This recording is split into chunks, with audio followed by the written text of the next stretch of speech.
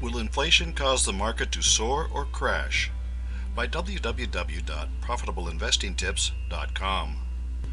Most investors expect President Donald Trump to try to deliver on his promise to create jobs with massive infrastructure spending and renegotiation of trade deals. Infrastructure spending will generate more economic growth in the USA and boost inflation. The US dollar has already advanced in anticipation of the Federal Reserve raising interest rates to combat Trump-caused inflation. Bloomberg writes about how Trump is seen spurring inflation. The dollar advanced for a fourth day on bets that higher spending under Donald Trump's administration will boost economic growth and inflation, convincing the Federal Reserve to raise U.S. interest rates.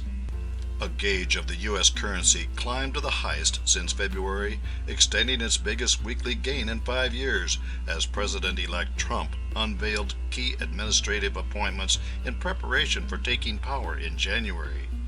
30-year Treasury yields rose above 3% for the first time since January on expectations inflation will accelerate. If we look at whether inflation will cause the market to soar or to crash, it is instructive to look at the most recent period of sustained inflation, the 1970s. Stagflation. Investopedia writes about the great inflation of the 1970s. It's the 1970s, and the stock market is a mess. It loses 40% in an 18-month period, and for close to a decade, few people want anything to do with stocks. Economic growth is weak, which results in rising unemployment that eventually reaches double digits. The easy money policies of the American Central Bank, which were designed to generate full employment by the early 1970s, also caused high inflation. The central bank, under different leadership, would later reverse its policies, raising interest rates to some 20%, a number once considered usurious. For interest-sensitive industries such as housing and cars, rising interest rates cause a calamity. With interest rates skyrocketing, many people are priced out of new cars and homes. In its attempt to control inflation, the government raised interest rates.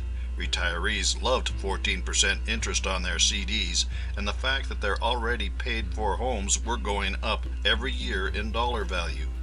But the great inflation of the 1970s wrecked businesses and played havoc with the stock market.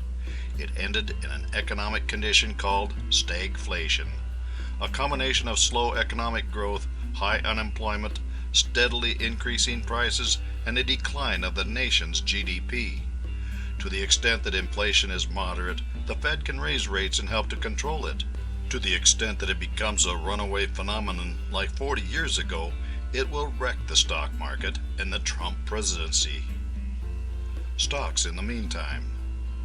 In the meantime, how a Trump presidency will affect the stock market is probably to drive it up. A faster rate of economic growth will benefit many, not just those who get jobs in the infrastructure improvements. However, there is an issue with trade and treaties. Trump may believe that he can bring jobs in manufacturing back to the USA. The problem is that the consumer market is driven by people buying things. The Chinese have learned this to their dismay. You cannot just borrow, invest, and manufacture. You need consumers, and until the consumer market recovers, that will not work. For more insights and useful information about investing and investments, visit www.profitableinvestingtips.com.